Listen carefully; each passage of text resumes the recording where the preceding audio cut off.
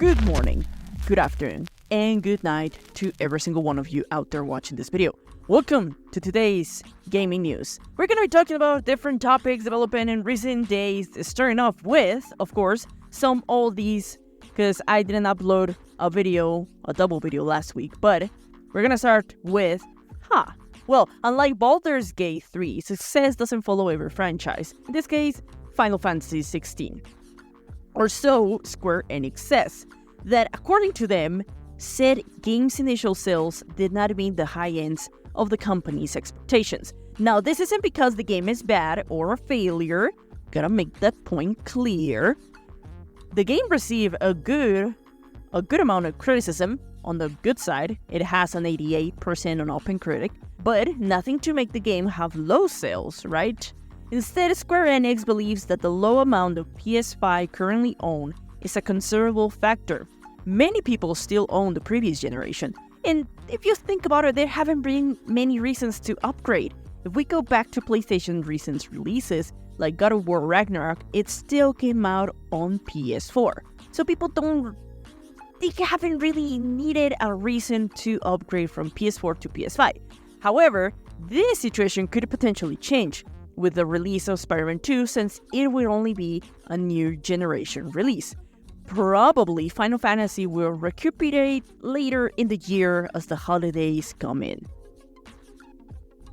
Last video we spoke about microtransactions in Assassin's Creed Mirage, but now we need to talk about Street Fighter 6. Last week they announced their next collaboration and content for the game. All characters from Teenage Mutant Ninja Turtles are gonna be present on the game, but at a steep price. Unfortunately, if you wish to have everything from the bundle, it will cost you $100, because a single character requires a $15 purchase. That's a lot of money.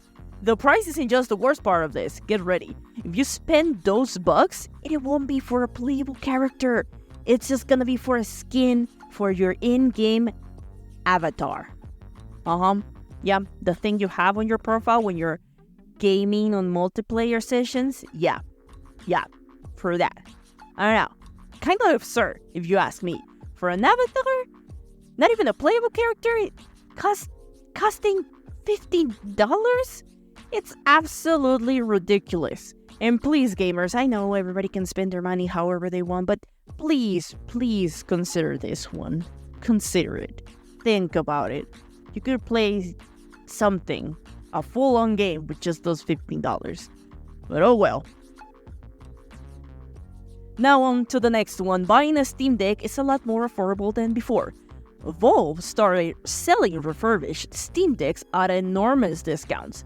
Normal price can be up to $399 for the 64GB or all the way to $649 for the 512GB. Quite the hefty prices. This is changing because refurbished Steam Decks receive a 20% off, or maybe even more. That way you could potentially get one by a low $130. Now, you shouldn't worry about the conditions of the Steam Decks, because according to Valve's webpage, each certified refurbished Steam Deck has been thoroughly tested to the same high standards as our retail units.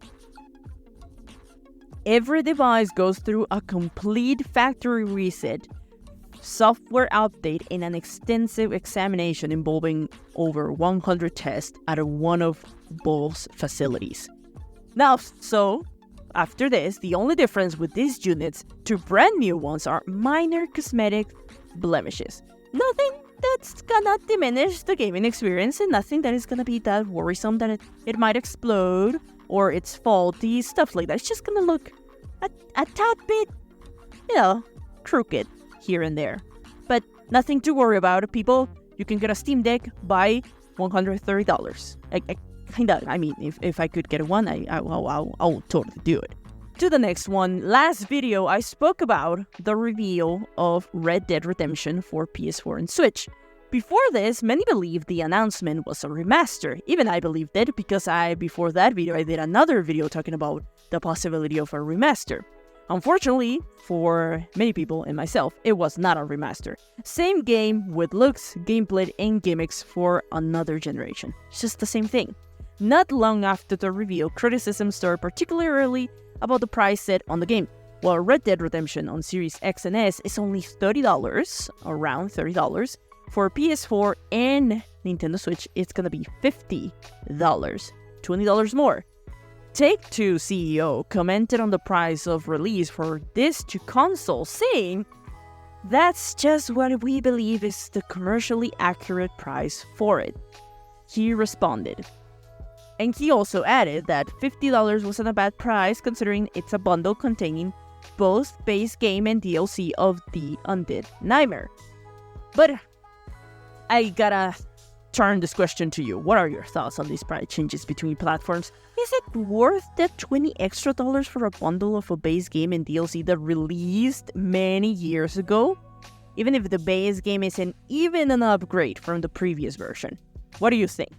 I don't know. In my case, I would just play it on something else, I guess, not PS4 or Nintendo Switch.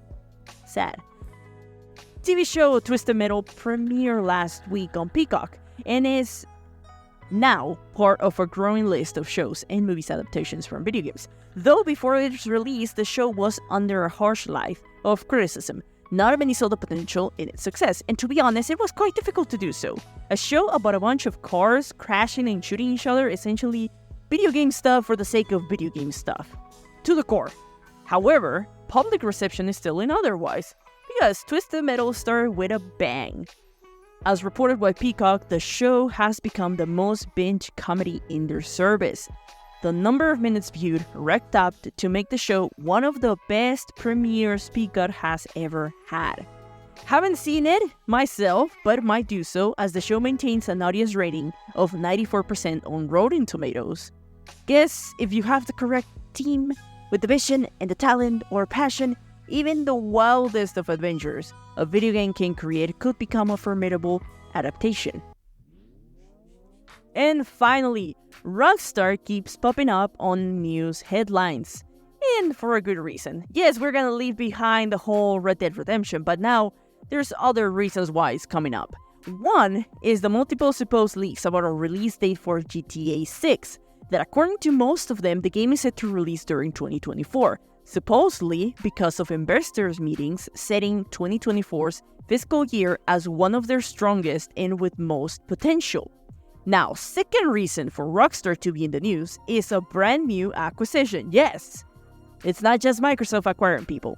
Last week, the company announced it had acquired GTA 5's roleplay devs CFX.RE. This group is known for creating some of the most popular modding tools in both GTA and Red Dead. And these modding tools allow players to roleplay in a custom and tailored experience through dedicated roleplay servers. The popularity of these modding tools and community has exploded in popularity in recent years.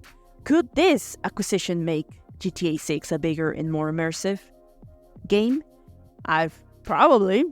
Hopefully. If so, I don't think 2024 is gonna be the date of release for the game.